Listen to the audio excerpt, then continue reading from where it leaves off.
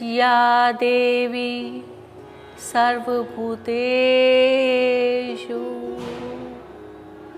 शान्तिरूपेण संस्थिता नमस्तस्यै नमस्तस्यै नमस्तस्यै नमो नमः।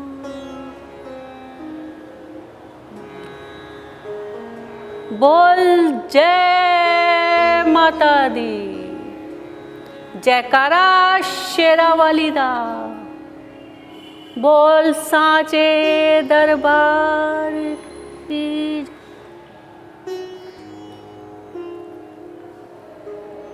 माँ हमारे घर आ चुकी हैं, हम उनका पूजन अर्चन शुरू कर चुके हैं।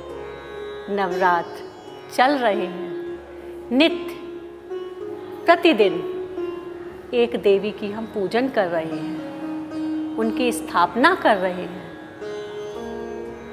इस पूजन में एक अति महत्वपूर्ण चीज है और वो है कन्या पूजन। कन्या पूजन के बिना नवरात्र की पूजा संपूर्ण नहीं मानी जाती।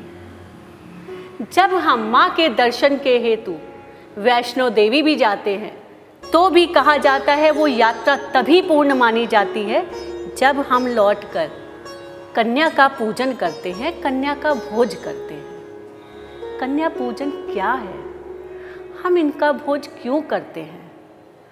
तो इसका सबसे बड़ा कारण है कन्याएं माता का विग्रह मानी जाती हैं, वे माता का रूप मानी जाती हैं। उन कन्याओं को भोजन कराते समय हम ये मानते हैं कि माँ हमारे घर आकर साक्षात हमारा बनाया प्रसाद ग्रहण कर रही है, हमें आशीर्वाद दे रही है।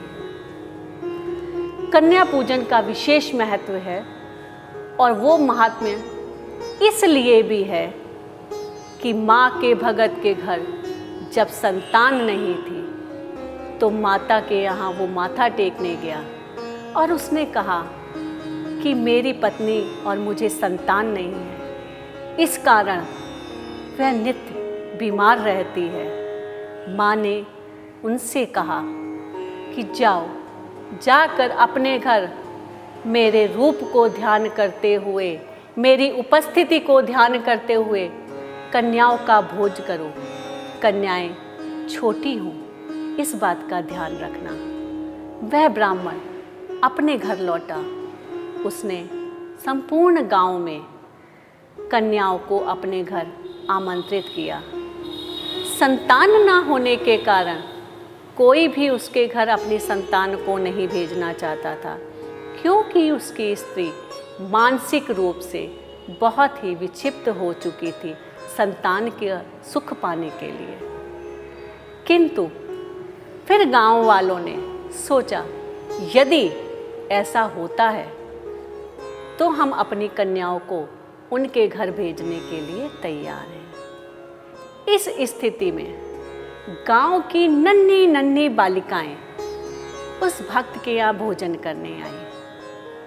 पति पत्नी ने बड़े ही प्रेम से हलवा, पूड़ी, खीर, चने माता के लिए बनाए और उन कन्याओं को भोजन कराया।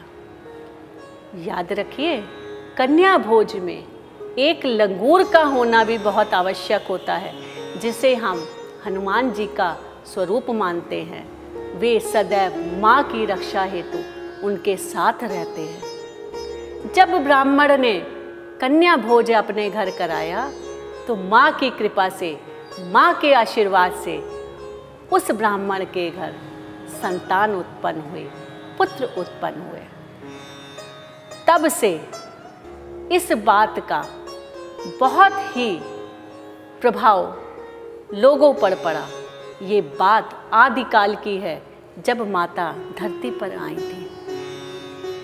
तब से ये नियम बन गया कि माँ को भोजन के लिए, भोग के लिए हलवा, पूड़ी, काले चने और इसके साथ साथ खीर अर्पित की जाती है। कन्याओं को अपने घर बुलाया जाता है।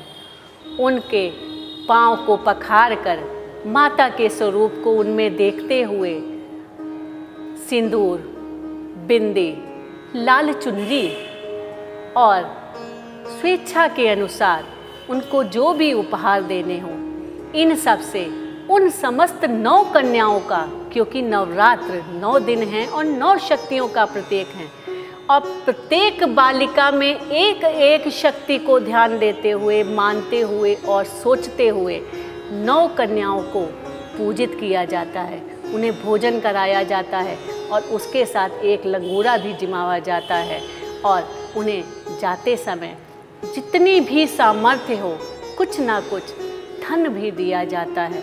ये आपके ऊपर निर्भर है कि आप उन्हें क्या देना चाहते हैं। माँ उन कन्याओं के रूप में आशीर्वाद देती है, उनके आगे माथा टेका जाता है, वे हमारी पीठ थपथपाती हैं, हम उनके चरण छूते हैं और इसके बाद वे हंसती खेलती अपने यहाँ चली जाती है, क्योंकि भगवान को बुलाने के बाद उन्हें अपने स्थान पर भी भेजना अति आवश्यक है।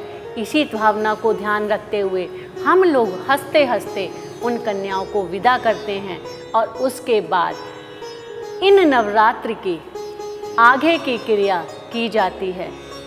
सबसे अधिक महत्व अष्टमी पूजन का है।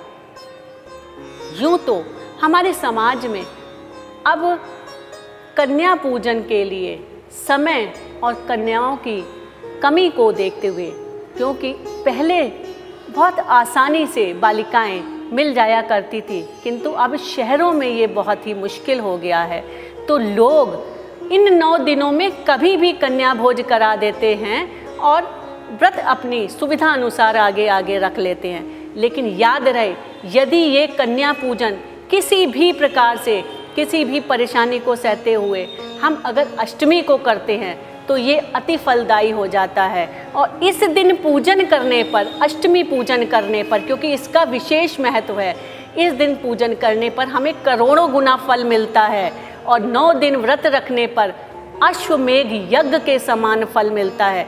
इसलिए यदि संभव हो सके तो अष्टमी पूजन ही करिए। और अष्टमी की मध्य रात्रि को ही भगवान श्री राम को माँ ने दर्शन दिए थे, इसलिए भी अष्टमी का बहुत महत्व है। अष्टमी का दिन महागौरी का भी दिन है। महागौरी, गौरी माता का भी शांति स्वरूप हम देखते हैं, और जो भी सुख, संपदा, सम्मान, शांति उस दिन हमारे घर में आगमन होती है माता के विभिन्न रूपों में, और हम माता का पूजन करके उन्हें प्रणाम करते हैं। बोलो सच्चे दरबार की जय।